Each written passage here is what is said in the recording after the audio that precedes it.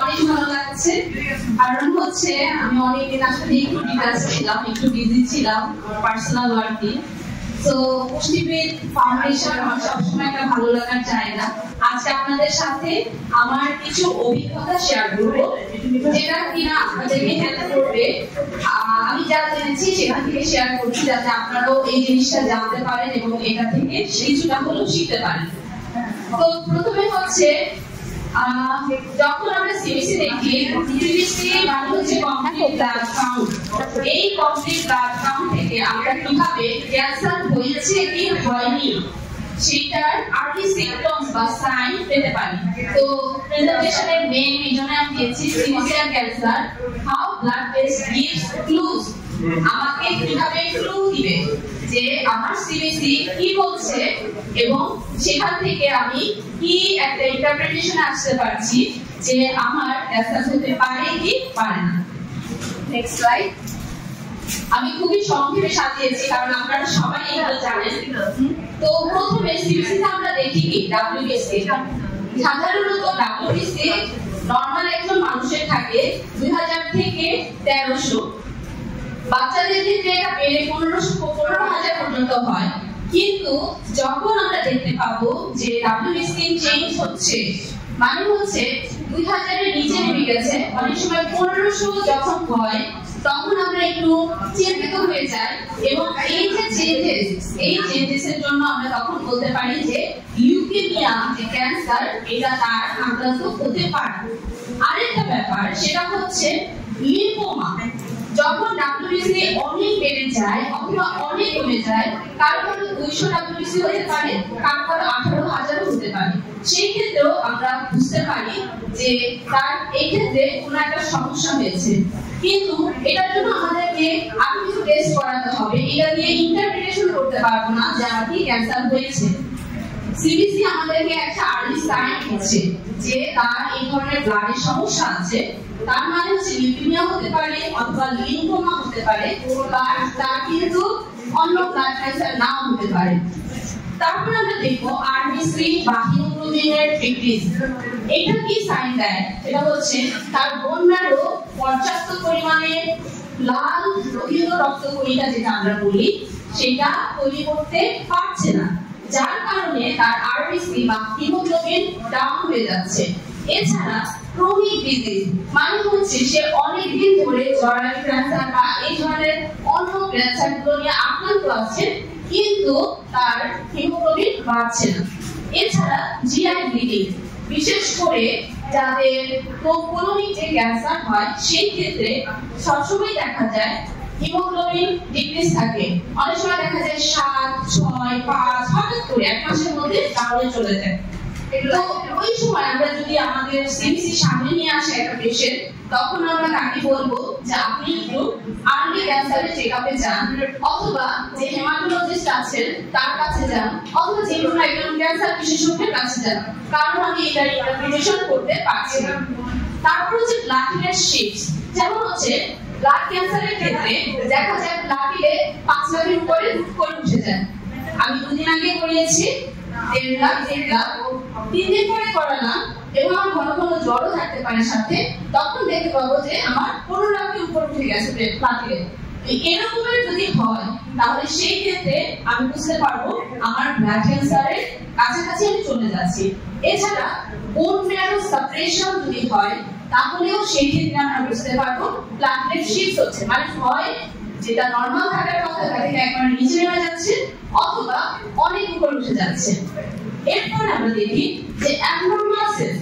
এই সিবিসিতে আমরা যে সেলস গুলো দেখতে পাই তার থেকেও যে আমাদের ইন্টারপ্রিটেশন দেয়, যারা এটাকে কালচার করে তারা লিখে দিবে যে অ্যাবনরমাল সেলস দেখা যাচ্ছে সিবিসিতে, তাহলে আমরা বুঝতে পারবো যে প্লাস যে লিউকেমিয়াটা হয় ব্লাড সেলসের যে আদার্স অন্য কোনো সেলস জন্মাচ্ছে আমাদের ব্লাডে, সেটা আমরা এখান থেকে বুঝতে পারবো। নেক্সট, আচ্ছা এখন আসি আমি অনেকখানি বলে দিয়েছি, তারপর দেখি যে লিউকেমিয়া যদি ডাব্লিউবিসি বেড়ে যায় তাহলে আমরা বুঝবো যে লিউকেমিয়া হলে প্লেটলেট কমে যাবে, হিমোগ্লোবিন কমে যাবে এবং প্লাস স্মিয়ার।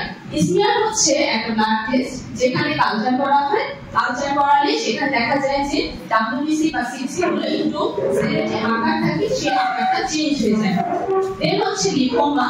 লিম্ফোমার ক্ষেত্রে ডাব্লিউবিসি অলওয়েজ কম থাকবে, হিমোগ্লোবিন কম থাকবে, প্লেটলেটস কম থাকবে এবং বোন ম্যারো এফেক্ট হবে, মানে বোন ম্যারো রক্ত তৈরি করতে পারবে না, যার কারণে দেখা যাবে যে বোন ম্যারোতে কিছু লেজেন্স দেখা যাচ্ছে। তারপর হচ্ছে সলিড টিউমার। হিমোগ্লোবিন কম থাকে এবং ক্রনিক ব্লিডিং হয়, যেমন হচ্ছে জিআই ট্র্যাক্টে ব্লিডিং হতে পারে অথবা হচ্ছে কোলনে ব্লিডিং হতে পারে। তাহলে সেই ক্ষেত্রে বুঝতে পারবো তার কোথাও না কোথাও করে সলিড টিউমার রয়েছে। Multiple myeloma. মাল্টিপল মায়োলোমার ক্ষেত্রে আরবিসি কম থাকবে, প্লেটলেট কম থাকবে এবং এর জন্য আদার্স যে টেস্টগুলো রয়েছে সেগুলো করতে হয়। আদার্স টেস্টের মধ্যে সাধারণত পিসিআর টেস্ট করা হয়, বোন ম্যারো টেস্ট করা হয়। নেক্সট,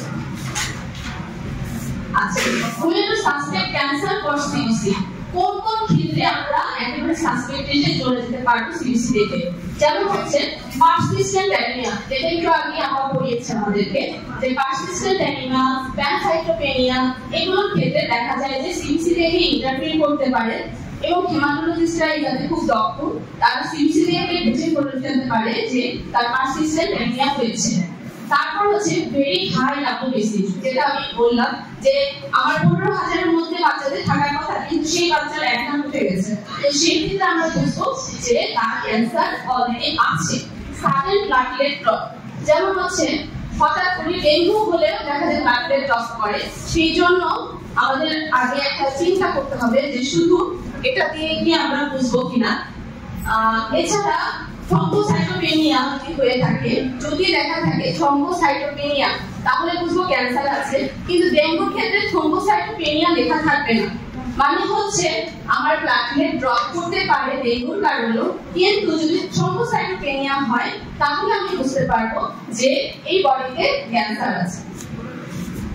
আচ্ছা, অ্যাবনর্মাল সেল যেটা বললাম, ব্লাস্ট সেল, কিছু কিছু সেল থাকে আকারে গোল, যেমন আরবিসি গোল থাকার কথা, প্লেটলেট রাউন্ড রাউন্ড লম্বা লম্বা থাকার কথা, একটু নীল নীল থাকার কথা, তো ওরকমের না, কিন্তু মাকড়সার জালের মতো কিছু সেল দেখা যাচ্ছে, সেইগুলোকে বলছি ব্লাস্ট সেল। সেই অ্যাবনর্মাল সেলগুলো যখন আমার বডিতে থাকবে তখন আমি শিওর যে আমার ক্যান্সার আছে। প্যানসাইটোপেনিয়া যদি হয়, প্যানসাইটোপেনিয়া মিন্স ডাব্লিউবিসি অলওয়েজ কম, আরবিসি অলওয়েজ কম, প্লেটলেট অলওয়েজ কম। তো এরকম যদি হয় তাহলে তার প্যানসাইটোপেনিয়া আছে। তো এই সকল ক্ষেত্রে যখন সিবিসি আমার হাতে, পেশেন্ট আমার সামনে, তখন আমি কি করব? তখন আমি বলবো আপনি হেমাটোলজিস্টের কাছে কনসাল্ট করেন, কারণ আমি আসলে বুঝতে পারছি না আপনার কি সমস্যা। এরপরে আপনি ডিটেক্ট করেন, ডিটেক্ট করার পরে আপনি আমার কাছে আসেন, আমি আপনার জন্য এই উপলক্ষে যে ডায়েট দরকার সেটা তৈরি করে দিব। আর সেটার জন্য কি কি ডায়েট করতে হবে নিশ্চয়ই আগে আপনারা বলে গেছেন। আচ্ছা, নেক্সট যাবে। এখন কথা হচ্ছে যে আপনি হেমাটোলজিস্টের কাছে পাঠালাম অথবা হচ্ছে ক্যান্সার যে অনকোলজিস্ট আছে তার কাছে পাঠালাম, সে হচ্ছে কিছু টেস্ট করালেন, কিন্তু সেই টেস্টগুলো আমি কিছুই বুঝতে পারছি না, তাহলে তো হবে না। তো সেই জন্য কিছু আমাদের পড়াশোনা করতে হবে, যেমন হচ্ছে পেরিফেরাল ব্লাড স্মিয়ার টেস্ট যেটা করা হয়, সেখানে সেলের কতগুলো সাইজ সহকারে ছবি দিয়ে একটা টেস্ট রেজাল্ট দেওয়া হয়, যেটাকে আমরা পেরিফেরাল ব্লাড স্মিয়ার বলি। সেটা থেকে ওই হেমাটোলজিস্ট অথবা অনকোলজিস্ট ডিটেক্ট করতে পারে যে এটা কোন ধরনের ক্যান্সার। এছাড়া বোন ম্যারো বায়োপসি করা হয়, সাধারণত এত লম্বা একটা সুই ব্যবহার করা হয় বোন ম্যারো বের করে নিয়ে আসার জন্য, এবং সেটা তখন কালচার করা হয় এবং এটা করতে 15 দিনের মতো সময় লাগে। এরপরে যে রেজাল্ট আসে সেখানে কি ধরনের সমস্যা আছে সেটা চলে আসে। এছাড়া সিটি স্ক্যানে আমি দেখতে পারি যে আমার কোন কোন সমস্যা আছে।